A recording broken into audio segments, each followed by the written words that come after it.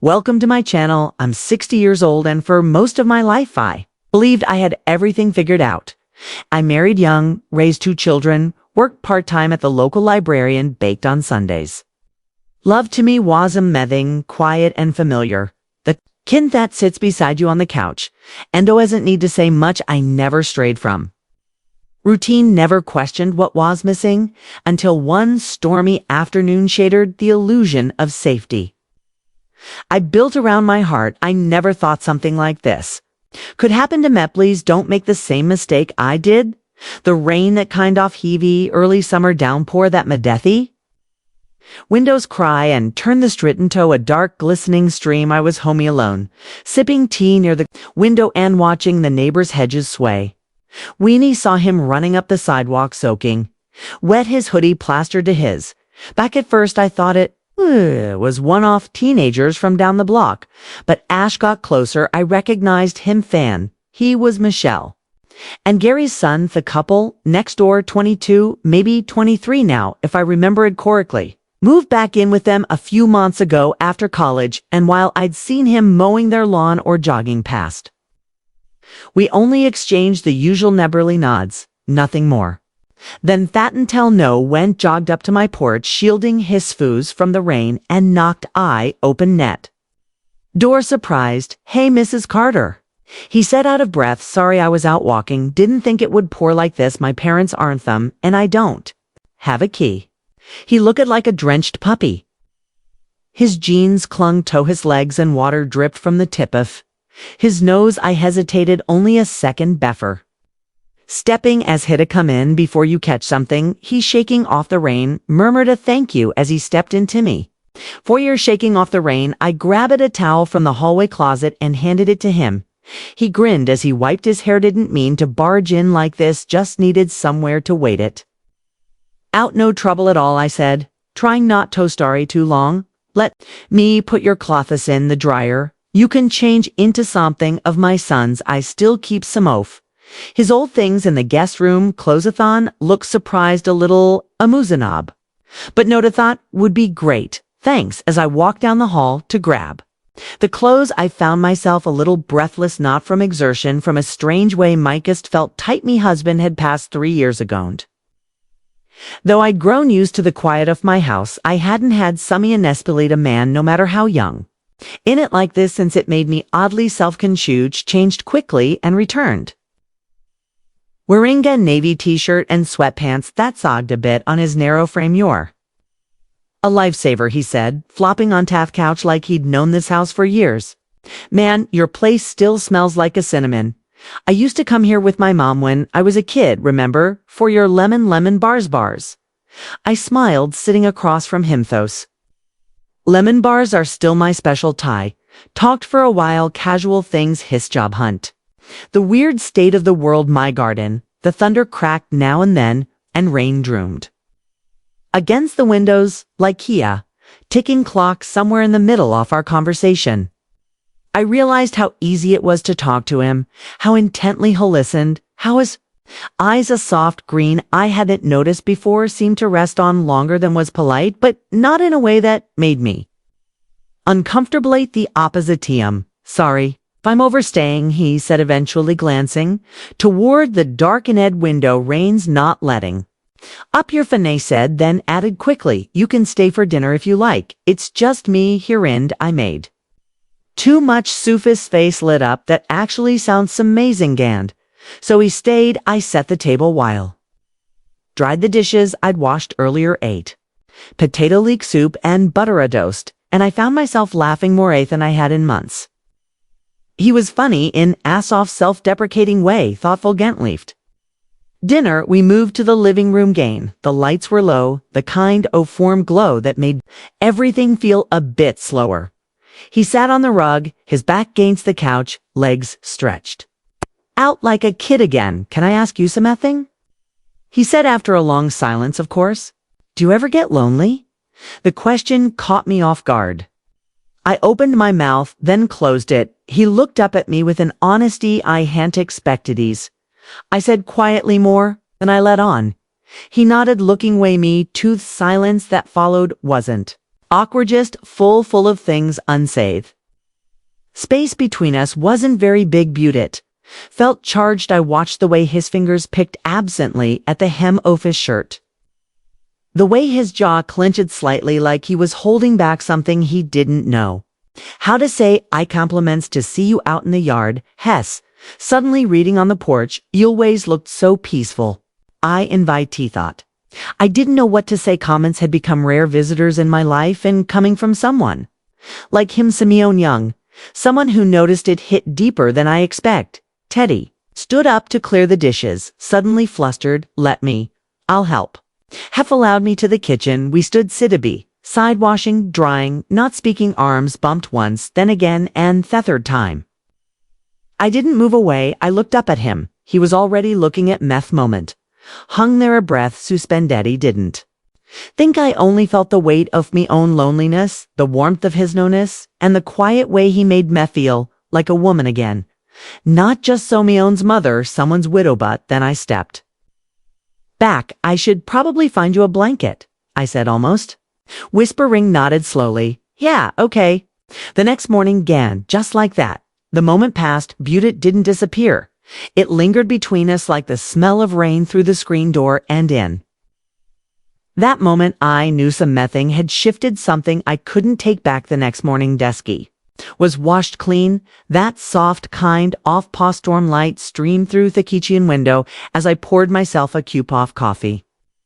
I stood in my robe holding Thur mug to my lips, thinking about the night before. Thune had slept on the couch. I'd brought them a blanket and a pillow. Careful not to meet his eyes. Too long hadn't said much after the kitchen meant good night, followed by a silence that seemed to echo louder than anything we'd spoken. I didn't sleep much. Me thoughts circled endlessly, not just around what almost happened, but what it meant that I'd wanted it to. When I peeked into the living room, I found him awake, already folding the blanket Thepalau neatly stacked on the armrest. He was back in his own clothes, dry now, and I looked up with a soft, almost apologetic smile. Morning, he said, voice husky with sleep. Morning, irreply, brushing my hair behind my ear like a nervous school. Bro, I hope I didn't snore. You didn't, I said, and then added, you're a quiet guest. He nodded and moved toward the front door, slipping on his sneakers. Thanks for everything. Really, it didn't mean to mean to make anything weird. He stood there, still holding the mug, unsure of what to say. The grown-up part of me, the rational widow, the mother, the respectable neighbor, wanted to nod, say, it's fine, and close the chapter. But the other part, the part that had come alive under the warmth of his gaze, whispered that I was lying to myself. It wasn't weird. I said a little too quickly. It caught me off guard. That's all. He paused, half-turned, tough door. Me too. We stood in that quiet again, like we didn't quite know how to end something that hadn't really begun. Then he reached for the handle. Well, I let you get back to your day. Hey, Sunheadard, anytime you need to come by, Rainer. Not, my door's open there, I said. Edie said. If his face shifted, the smile this time wasn't sheepish. It was something softer, something grateful. Thanks, Mrs. Carter, just call me Diane. He left, and I stood there a moment longer, the echo of his footsteps on my porch fading behind the soft clink of my spoon in the coffee mug. Rest of the day passed in an odd sort of haze. I tried to keep busy, cleaned out the linen closet, watered the garden, rearranged the spice rack. Few every quiet moment between chores brought my mind back to him. Why did it matter? Did it feel like something had cracked open inside?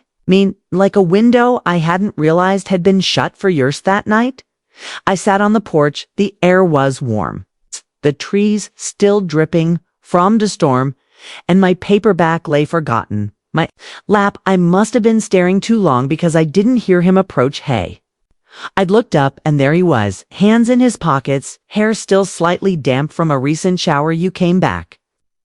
I'd stayed surprised at how happy I was to Sakim. Didn't think you'd mind. I don't. He sat beside me, not too close, but close enough, Surrey. Again about yesterday, he said. I didn't usually do that, whatever that was. No, I said softly. Me neither. Sat in silence for a while, watching world settle into dusk. The porch light flicked on automatically. Castingus In Goldov, been feeling kind.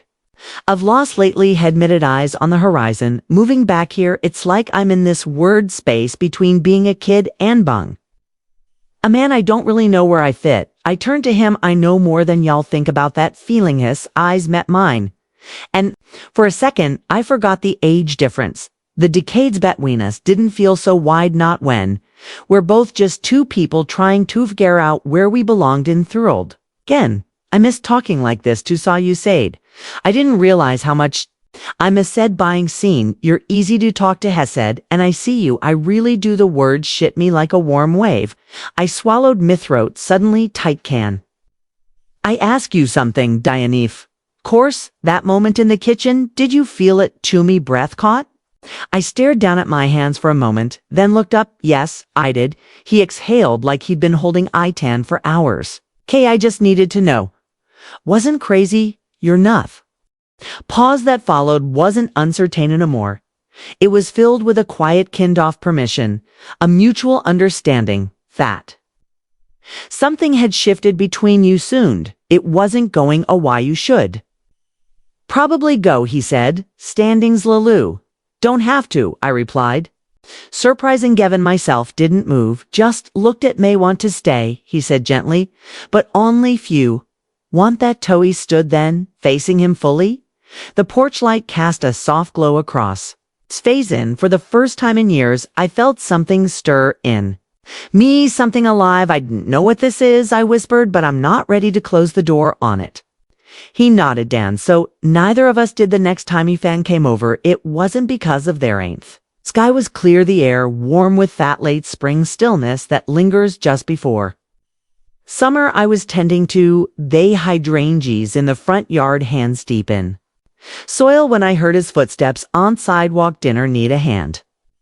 He asked, and when he looked up, he was already crouching beside me. We didn't talk much at first, grabbed a towel and helped me replant one of the sagging stands. I showed him how to break up the roots gently when moved in rhythm to people different narrations, kneeling in the same dirt, and somehow it just felt natural when weaponily sat on the porch with lemon water sweat glistening on our skin. Helen back and said, this feels right.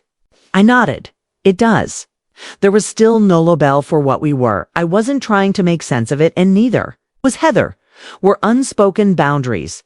One's webath seemed to sense and honor, but they didn't keep us apart. They just helped us move slowly. Carefully, with intention. That night, I invited him to stay for dinner. Again, I made roast chicken, mashed potatoes, green beans, sautéed in garlic and olive oil. He helped set the table, humming some tune I didn't recognize, wheat, and talked like old friends times. Laughing sometimes, Falengento, those warm, weighty silences that didn't demand to be filled. After dinner, wandered over to my record player, an old thing I hadn't used in years. Anne leafed through my vinyl collection, Hegrind, when he pulled one out.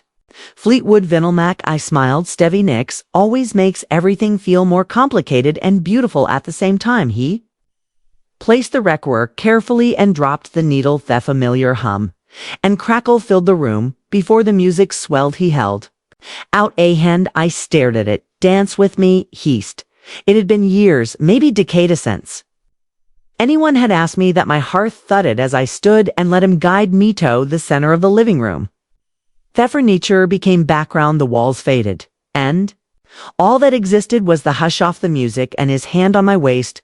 Wes swayed slowly. I felt the warmth of his breath near my ear.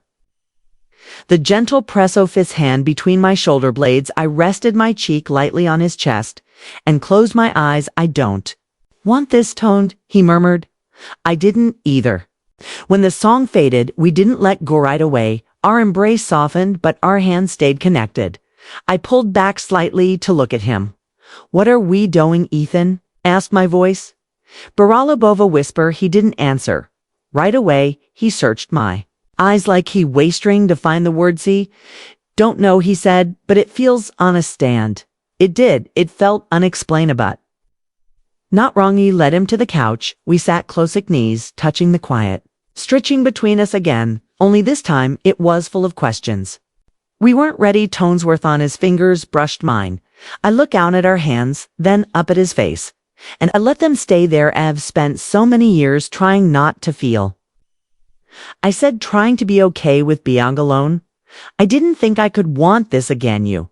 Kenny said gently, you do my heart. A little surprise pounded in my chest. It was too fast, too strange, too unexpected, but it was all surreal. No pretending, no roles to play. Raw truth of wanting connection in a life that had grown far too quiet. He leaned forward, not forcefully, just a question in his eyes I didn't answer with words.